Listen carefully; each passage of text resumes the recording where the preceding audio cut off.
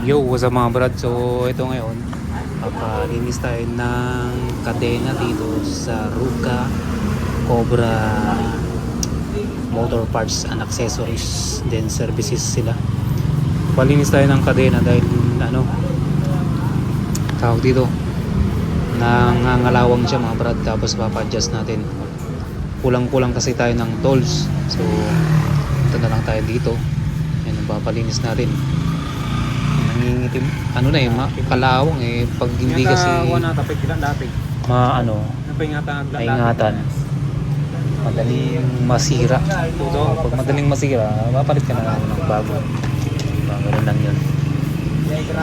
Yung pala nito is takasagong ating kadena. Yan, paano natin. At hindi ko na pinalitan ng malaki. Yung binalik ko yung stock niya mga brad.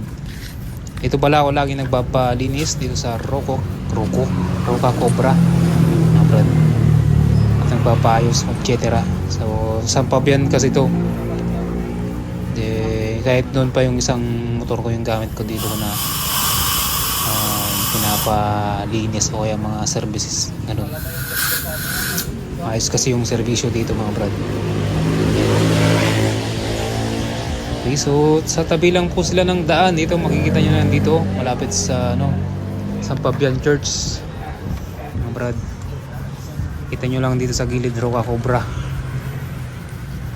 Lumaki na rin yung nila, yung store ay yung shop nila, at hindi ganito kalaki. So thank you kay Tol at nililinisan niya mabuti yung ating kadena para maganda yung paggahin natin sakaling meron tayong lakad papuntang Baguio o kaya sa saan, kasi napapansin ko maluwag na rin yung kadena natin mga brad. Kailangan ma-maintain to, diba? At tingnan nyo naman mga brad, mapaayos natin itong mabuti.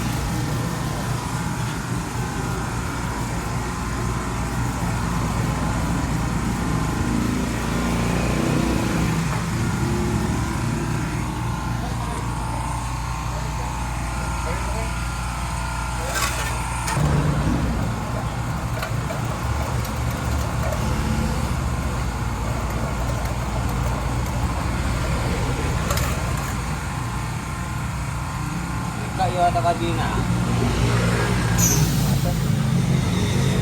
Babal yun.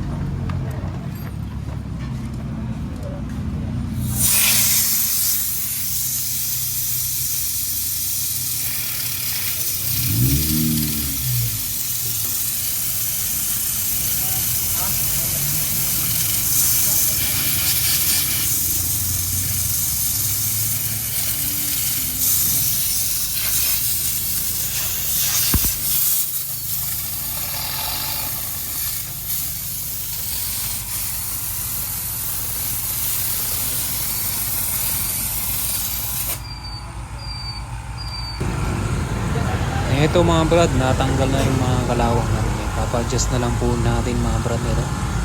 Kadena. So center stand na adjustable kasi malaki yung gulong na natin. Ayan o.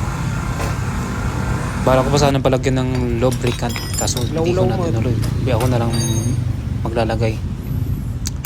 Mahirap pag di mo pag laging pagawa, hindi mo alam ayusin yung motor mo. Dapat alam mo ayusin.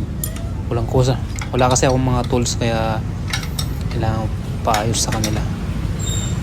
Pa-adjust natin itong kadena kasi maluwag na naman mga brad. Yeah.